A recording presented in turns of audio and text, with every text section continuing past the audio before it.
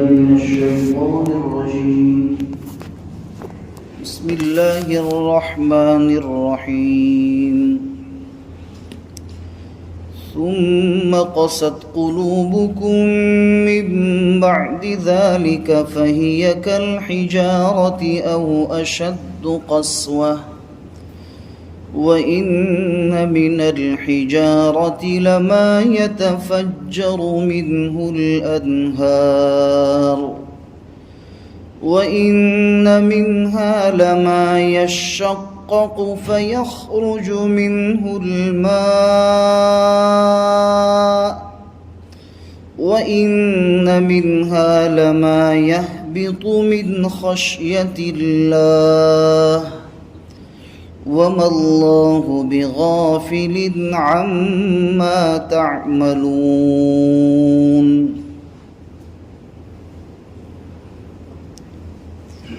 پھر تمہارے دل اس کے بعد سخت ہو گئے، اتنے سخت ہو گئے کہ تمہارے دل پتھر کی طرح ہو گئے یا پتھر سے بھی زیادہ سخت۔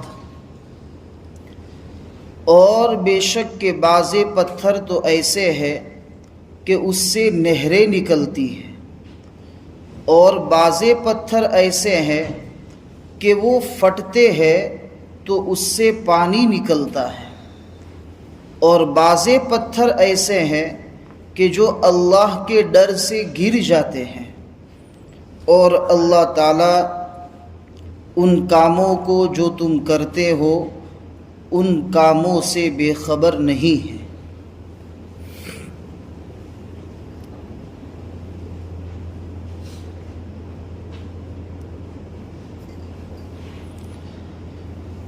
یہ ایک آیت ہے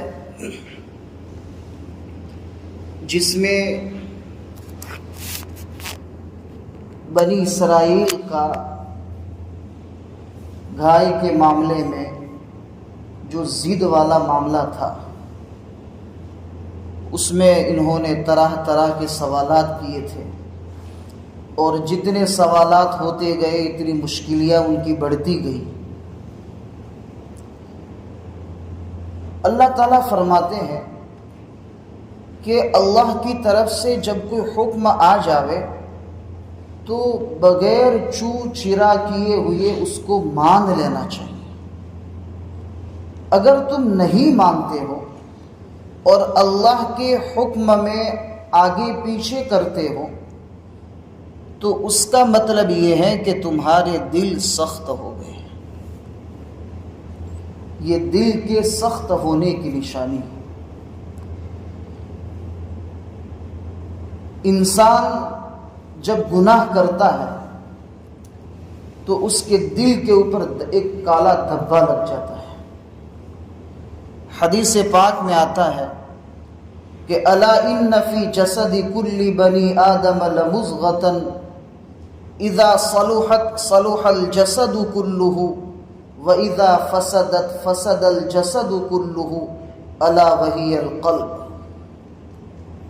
کہ اللہ تعالیٰ نے خون کا ایک لوتھڑا جس کو ہم دل کہتے ہیں، یہ ہر انسان کے اندر اللہ نے پیدا کیا۔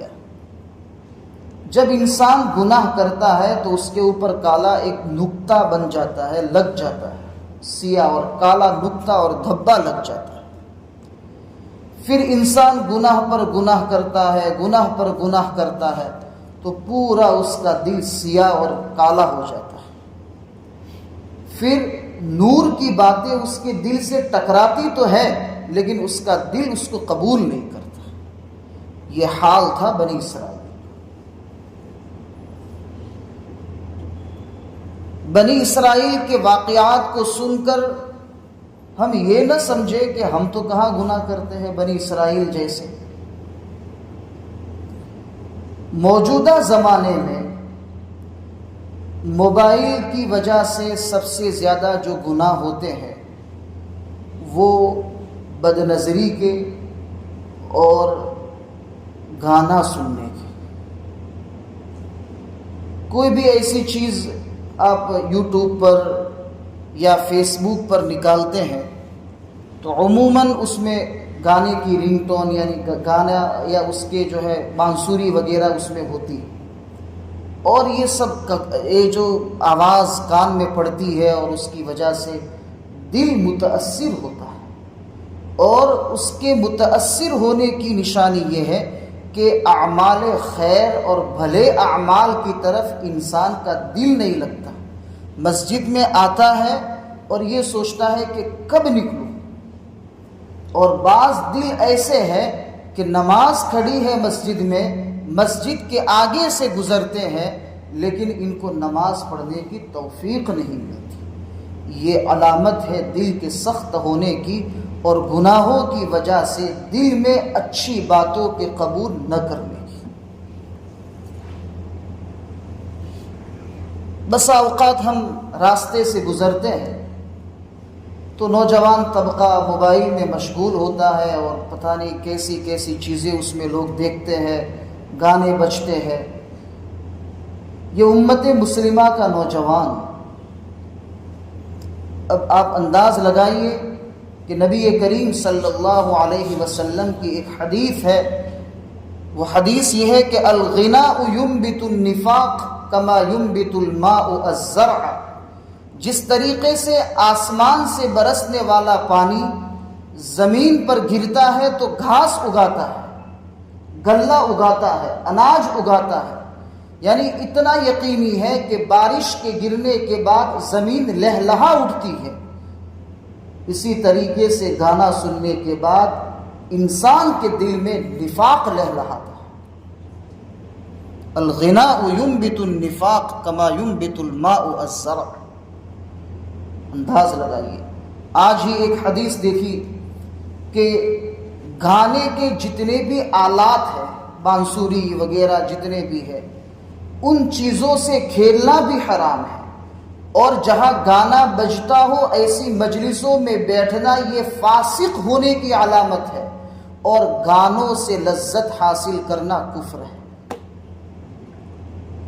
وَالْإِسْتِلْذَاذُ بِهِ كُفْرٌ، حدیث میں یہ الفاظ ہے کہ گانوں سے لذت حاصل کرنا یہ کفر ہے، اور ہماری اولاد چھوٹی چھوٹی ہوتی ہے، گانا بجتا ہے تو ناچتی ہے، یہ ہے لذت حاصل کرنا گانوں سے۔ اللہ ہم سب کی اور ہمارے نسلوں کی حفاظت فرمائے۔ اسی مناسبت سے ایک واقعہ یاد آ گیا، حضرت عبداللہ ابن مسعود رضی اللہ تعالیٰ عنہ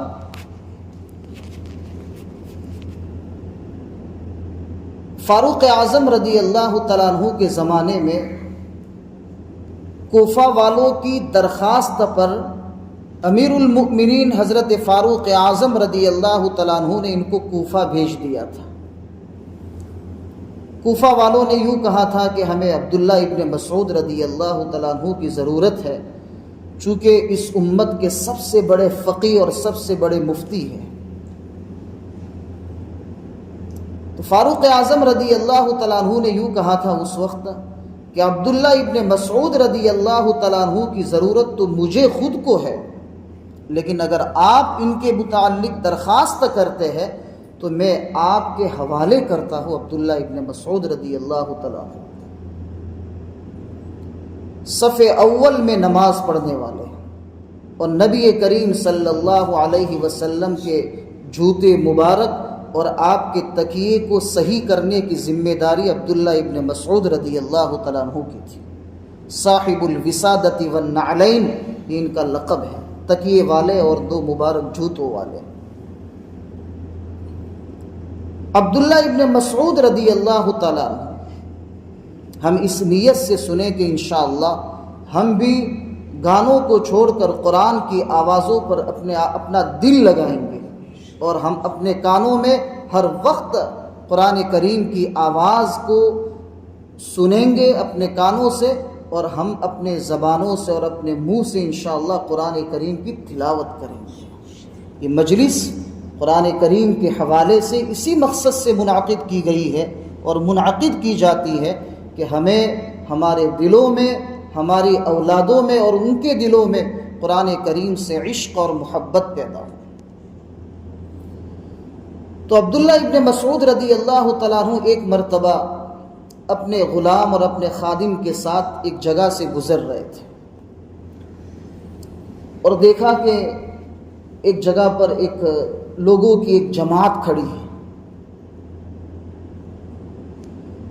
تو عبداللہ ابن مسعود رضی اللہ تعالیٰ عنہ نے اپنے غلام سے پوچھا کہ بھئی یہ لوگ کیوں جمع ہیں؟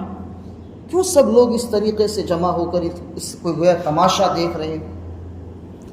تو غلام نے دیکھا اور کہا کہ حضرت یہاں پر ایک گویا آیا ہے، ایک گویا آیا ہے، اور لوگ جو ہے وہ بانسری اور یعنی گانے کے جتنے بھی آلات، جتنی بھی چیزیں ہوتی ہے وہ سب لے کے کھڑا ہے اور تماشا دکھا رہا ہے اور گانا گا رہا ہے، گویا ہے. تو حضرت عبداللہ ابن مسعود رضی اللہ تعالیٰ عنہ نے دیکھا کہ وہ گا رہا ہے، اور اس کی آواز جب عبداللہ ابن مسعود رضی اللہ تعالیٰ عنہ کے کانوں میں پڑی تو عبداللہ ابن مسعود رضی اللہ تعالیٰ عنہ نے ایسا فرمایا کہ کتنی اچھی آواز ہے، کتنی عمدہ آواز ہے، کاش کہ یہ آواز قرآن کریم کی تلاوت میں خرچ ہوتی. اتنا کہہ کے وہ آگے چلے گئے. لمبا چوڑا واقعہ لیکن خلاصہ یہ ہے، وہ آگے چلے گئے. تو وہاں کے لوگوں نے دیکھا کہ یہ تو عبداللہ ابن مسعود رضی اللہ تعالیٰ عنہ ہے، تو لوگ منتشر ہو گئے اور بکھر گئے سب. اور جو گویا تھا اس نے بھی دیکھ لیا کہ یہ عبداللہ ابن مسعود رضی اللہ تعالیٰ عنہ جا رہے ہیں، اور انہوں نے اپنے غلام سے کوئی بات کہی. تو وہ گویا جو ہے عبداللہ ابن مسعود رضی اللہ تعالیٰ عنہ کے غلام کے پاس آیا اور کہا کہ عبداللہ ابن مسعود نے کیا فرمایا؟ تو کہا کہ انہوں نے یہ فرمایا کہ کتنی اچھی آواز ہے، کاش کہ قرآن کریم کی تلاوت میں یہ استعمال ہوتی. وہ گویے نے اسی وقت گانے کے جتنے بھی آلات اور جتنی بھی چیزیں تھیں سب توڑ دی، اور یوں کہا کہ آج کے بعد اس منہ سے کبھی بھی کوئی گانا نہیں نکلے گا تو صرف قرآن کریم کی تلاوت نکلے گی. اللہ تعالیٰ نے وہ گویے کو ایسا نوازا کہ وہ اس وقت کے بڑے مفسر بن گئے، اور اس وقت کے بڑے قاری بن گئے، اور اس وقت کے بڑے محدث بن گئے، اور امام بخاری رحمۃ اللہ علیہ کے استاذ کے بھی استاذ ہیں جن کا نام ہے حضرت زاجان رحمۃ اللہ علیہ. ایک جملے نے دل کی کایا پلٹ دی، اور گانے کے جتنے بھی اسباب تھے سب توڑ دیے، اور قرآن کریم کی تلاوت میں اور قرآن کریم کو پھیلانے میں اپنی زندگی کو خرچ کر دی. دنیا کے کونوں سے لوگ ان کے پاس قرآن سیکھنے کے لیے اور لہجے مشق کرنے کے لیے آیا کرتے. دیکھیے کہ ایک نصیحت نے ان کی زندگی کی کایا پلٹ دی. اب یہ دل ہر وقت اس لیے رو رہا ہے، قرآن کریم کے معانی اور اس کے تفاسیر میں غور کر کے وہ رو رہے ہیں، اور وہ بن گئے حضرت زاجان، محدث اور مفسر اور قاری. پھر اس کے بعد عبداللہ ابن مسعود رضی اللہ تعالیٰ عنہ نے حدیث یہ ذکر فرمائی کہ غنا یعنی گانا دلوں کے اندر اس طریقے سے یعنی نفاق پیدا کرتا ہے جس طریقے سے بارش کا پانی زمین میں گھاس اگاتی ہے، ایسے نفاق اگتا ہے. اس لیے ایسی چیزوں سے اور ایسی بیکار کی چیزوں سے، لغو چیزوں سے اپنے آپ کو بچائے، اپنے اولاد کو بچائے. تو یہ بنی اسرائیل کا حال بھی یہی تھا کہ اللہ کے احکام کی نافرمانی کرنے کی وجہ سے ان کے دل کیا ہو گئے تھے؟ سخت ہو گئے تھے. اور سخت کیسے؟ کل حجارہ، پتھر جیسے، بلکہ پتھر سے بھی زیادہ سخت. اس آیت میں اللہ تعالیٰ نے پتھر کی 3 قسموں کو ذکر کیا. پتھر 3 طرح کے ہوتے ہیں. ایک پتھر تو ایسا ہے کہ اس سے نہریں بہتی ہیں، اور دوسرا پتھر ایسا ہوتا ہے کہ جب پتھر پھٹتا ہے تو اس میں سے تھوڑا سا پانی نکلتا ہے، اور تیسرا پتھر ایسا ہوتا ہے کہ وہ اللہ کے خوف سے لڑکتا ہے اور اوپر سے نیچے کی طرف آ جاتا ہے۔ اب یہ 3 پتھروں کی قسموں کو جو ذکر کیا، اس میں پہلی قسم جو ہے کہ وہ پتھر کہ جس سے نہریں نکلتی ہے، یعنی یہ بنی اسرائیل اس پتھر کے جیسے بھی نہیں ہے کہ جس سے نہریں نکلتی ہے اور وہ پتھر نہر بہا کر لوگوں کو نفع پہنچاتا ہے، پیاس بجھاتا ہے، اور یہ بنی اسرائیل انسانوں کے اور مخلوق کے کام نہیں آتے، یعنی اس سے بھی گئے گزرے۔ اور دوسرا پتھر جب پھٹتا ہے تو اس میں سے تھوڑا سا پانی نکلتا ہے، یعنی اس سے نفع تھوڑا پہنچتا ہے۔ یہ بنی اسرائیل سے تو تھوڑا بھی نفع نہیں پہنچتا۔ اور تیسرا پتھر ایسا ہے کہ اس سے لوگوں کو نفع نہیں پہنچتا، لیکن اس کی ذات کو نفع پہنچتا ہے کہ اللہ کا ڈر اس کے اندر ہے اور وہ گر جاتا ہے۔ یہاں ایک سوال ہے کہ ڈر تو اس میں ہوتا ہے جس میں عقل ہو، پتھر میں کہاں عقل ہے؟ جانور کو جب آپ لکڑی لے کر مارتے ہیں تو وہ دور بھاگتا ہے کہ نہیں بھاگتا؟ تو اس میں کہاں عقل ہے؟ جانور میں عقل نہیں ہے، لیکن پھر بھی وہ دور بھاگتا ہے، اس لیے کہ جانور میں حس ہے، حس یعنی مار کو محسوس کرنے کی اس کے اندر طاقت ہے، اس لیے وہ حس کی وجہ سے یعنی ڈرتا ہے۔ اسی طریقے سے اللہ تعالیٰ نے پتھروں میں بھی حس رکھی ہے، پتھروں میں بھی وہ احساس رکھا ہے کہ کبھی کبھی اس کے یعنی پتھروں میں اللہ کا ڈر پیدا ہوتا ہے، اور ڈر پیدا ہونے کی وجہ سے وہ پتھر گر جاتے ہیں۔ تو یہ بنی اسرائیل تو ایسے بھی نہیں ہے کہ ان کے دلوں میں اللہ کا ڈر ہو، یعنی اگر اللہ کا بھی ڈر ہوتا تو یہ لوگ اللہ کے احکام کی نافرمانی نہ کرتے۔ اور یہ لوگ یہ سمجھتے ہیں کہ ہم اگر اللہ تعالیٰ کی نافرمانی کریں گے بھی تو چونکہ ہم تو انبیاء کی اولاد ہے، اس لیے ہمیں آخرت میں کوئی پریشانی نہیں ہوگی۔ اللہ تعالیٰ فرماتے ہیں وَمَا اللَّهُ بِغَافِلٍ عَمَّا تَعْمَلُونَ، اللہ تعالیٰ ان کاموں سے جن کو تم کرتے ہو بے خبر نہیں، اللہ کو ہر چیز معلوم ہے، اور تمہارے تمام اعمال لکھے جاتے ہیں، اور تمہارے اعمال کل قیامت کے دن تمہارے سامنے پیش کیے جائیں گے۔ اگر وہ اعمال اچھے ہوں گے تو اچھا بدلہ، اور اگر برے ہوں گے تو برا بدلہ۔ اگر یہ سوچ رکھا ہے کہ انبیاء کی اولاد ہے، حضرت اسحاق، حضرت یعقوب، حضرت یوسف اور حضرت موسیٰ علیہ السلام اور حضرت عیسیٰ علیہ السلام تک اللہ تعالیٰ نے تسلسل کے ساتھ نبوت کا سلسلہ شروع رکھا، تو یہ سمجھے اگر یہ سمجھتے ہیں کہ انبیاء کی اولاد ہے تو ہم بخش دیے جائیں گے، تو یہ آپ کا دھوکہ ہے۔ اللہ تعالیٰ کہ یہاں ہر ایک کے اپنے اعمال ہوں گے، پیش کیے جائیں گے، اور اس کے مطابق فیصلے ہوں گے۔ اس لیے تم یہ وہم میں نہ رہنا کہ بابا مفسر ہے، بابا محدث ہے، کہ دادا بہت بڑے عالم ہے، اور فلاں لڑکا جو ہے حافظ قرآن ہے۔ خیر، اس کی شفاعت کے اپنے مسائل ہے، لیکن کسی کی شفاعت پر مطمئن ہو کر بیٹھ جانا اور بدعمالیوں میں مبتلا ہو جانا اور زندگی اللہ کے احکام کے خلاف گزارنا، یہ عقل مندی نہیں ہے، اس سے بڑھ کر شاید کوئی بے وقوفی نہیں ہے۔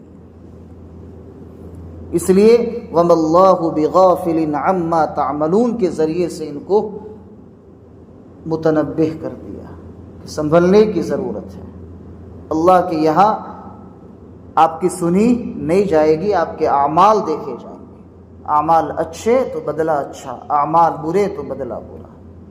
ان کان عملهم خیرا فجزاؤهم خیر وان کان عملهم شرا فجزاؤهم شر فمن يعمل مثقال ذرة خیرا یرہ ومن يعمل مثقال ذرة شرا یرہ۔ اللہ کے یہاں ہر چیز دودھ کا دودھ اور پانی کا پانی ہو جائے گا۔ یہ لوگ تو ایسا کہا کرتے تھے بنی اسرائیل کہ ہم تو اللہ کے بیٹے ہیں، ہم تو اللہ کے دوست ہیں۔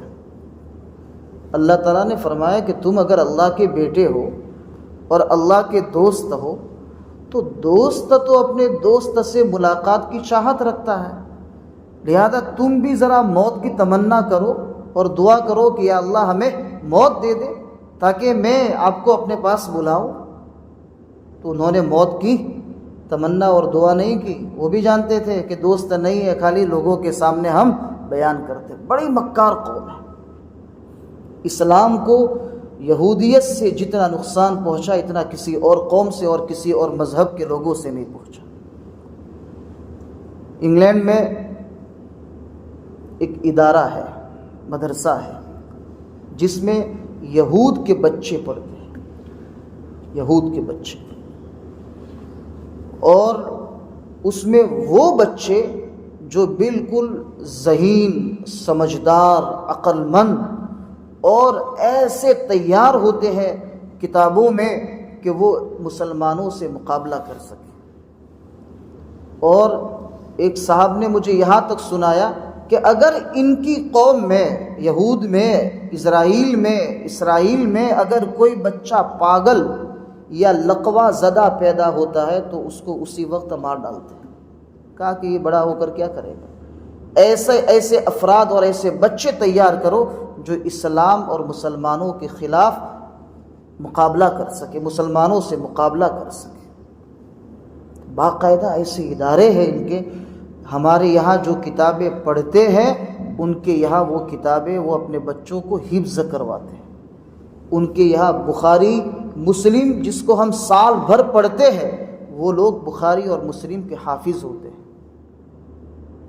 ہمارے ہندوستان ہی میں ایک جگہ پر ایک امام نے 20 سال تک امامت کروائی، 20 سال تک، اور 20 سال کے بعد اس نے جب امامت چھوڑ دی تو اس نے یوں کہا کہ میں مسلکن یہودی ہوں، میں بخاری اور مسلم اور ابو داؤد شریف، ترمذی شریف، نسائی شریف، ابن ماجہ شریف اور موطا کا حافظ ہوں، قرآن کا بھی حافظ ہوں، لیکن میں یہودی ہوں، اس لیے آپ لوگ اپنے 20 سال کی نماز قضا کر لینا۔ یہ مکار قوم ہے، اس کا کام ہی صرف یہ ہے کہ اسلام کو کیسے نقصان پہنچایا جائے۔ اس کا انداز لگائیے آپ، نبی کریم صلی اللہ علیہ وسلم کے زمانے میں غزوہ خندق کے موقع پر مکہ کا جو لشکر آیا 10,000 کا ابو سفیان کی ماتحتی میں، تو نبی کریم صلی اللہ علیہ وسلم نے مکہ کے جو یہودی اور دوسرے جو قبیلے تھے ان سے مشورہ کیا تھا کہ ہم کافر کا، آپ میں سے کوئی کافر کا ساتھ نہیں دے گا، اور ہم کافر اگر آپ کو مارنے کے لیے آئیں گے تو ہم آپ کا ساتھ دیں گے۔ لیکن ان یہودیوں نے پھر بھی کفار کا ساتھ دیا۔ ان کا مقصد یہ ہے کہ نبی کریم صلی اللہ علیہ وسلم اور صحابہ ختم ہو جائیں تاکہ دنیا میں ہماری حکومت رہے۔ اور ان کو جلن اس بات کی تھی صرف مسلمانوں سے اور نبی کریم صلی اللہ علیہ وسلم سے اس زمانے میں کہ نبوت کا سلسلہ حضرت ابراہیم کے لڑکے حضرت اسحاق سے چلا تھا۔ یہ حضرت اسماعیل جو ان کے چچا ہوتے ہیں، یعنی حضرت اسحاق کے بھائی ہوتے ہیں، ان کی نسل سے یہ کیوں نبی بن کر آئے؟ بس اسی بات کے اوپر ان کو حسد تھا اور قرآن کا انکار کرتے تھے، حالانکہ توریت میں سب باتیں لکھی ہوئی تھی، صحابہ کے صفات بھی لکھے ہوئے تھے، اور نبی کریم صلی اللہ علیہ وسلم کی نبوت اور آپ کے حلیے مبارک کا پورا تذکرہ اور آپ کی زندگی میں پیش آنے والے واقعات مکمل توریت اور انجیل میں لکھے ہوئے تھے۔ لیکن یہ یہود کے جو علماء ان واقعات کو اور ان چیزوں کو، نشانیوں کو چھپا دیتے تھے اور عوام کے سامنے پیش نہیں کرتے تھے۔ محمد الرسول اللہ والذین معه اشداء علی الکفار رحماء بینہم تراہم رکعا سجدا یبتغون فضلا من اللہ ورضوانا سیماہم فی وجوہہم، ان کے چہروں کے اوپر ان کی نشانیاں، سیماہم فی وجوہہم من اثر السجود، نشانیاں سجدوں کی نشانیاں تھیں، علامتیں تھیں سب۔ ذالک مثلہم فی التوراۃ ومثلہم فی الانجیل، یہ سب باتیں توریت میں بھی ہے اور انجیل میں بھی۔ آپ انداز لگائیے کہ اللہ کی طرف سے آسمان سے اتاری ہوئی کتاب اور ان کے سب سے بڑے نبی حضرت موسیٰ علیہ السلام پر اس کتاب کی کتنی عظمت ہونی چاہیے، اور اس کتاب کے علماء ان کے دلوں میں کتنی عظمت ہونی چاہیے کہ اس کی ایک ایک بات امت تک پہنچائی جائے، لیکن یہ لوگ امت سے چھپاتے تھے۔ انداز لگائیے کہ یہ ہمارے کتنے دشمن، کتنے بڑے دشمن ہیں۔ یہ موبائل، یہ گانے اور یہ جو خرافات کے جو اڈے دنیا میں آج چلائے جا رہے ہیں اور عام کیے جا رہے ہیں، پھیلائے جا رہے ہیں، اس میں سب سے بڑا ہاتھ اسرائیل کا ہے۔ یہی قوم ہے جن کو ہم یہود کہتے ہیں اور بنی اسرائیل کہتے ہیں۔ اللہ تعالیٰ ان کے فتنوں سے ہماری اور ہمارے نسلوں کی حفاظت فرمائے۔ اللہ تعالیٰ ہمیں قرآن کریم سے محبت اور عشق عطا فرمائے، قرآن کریم کے انوار و برکات عطا فرمائے، اور اللہ تعالیٰ ہمارے دلوں کو اور ہماری قبروں کو قرآن کی برکت سے منور فرمائے، ہمارے اخلاق کو بہتر بنائے۔ اللہ تعالیٰ جنت الفردوس میں داخلہ نصیب فرمائے، اور جہنم کے عذاب سے ہم سب کی اور پوری امت مسلمہ کی حفاظت فرمائے۔ وصلی اللہ تعالی علی النبی الکریم۔ سبحان ربک رب العزۃ عما یصفون وسلام علی المرسلین والحمد للہ رب العالمین۔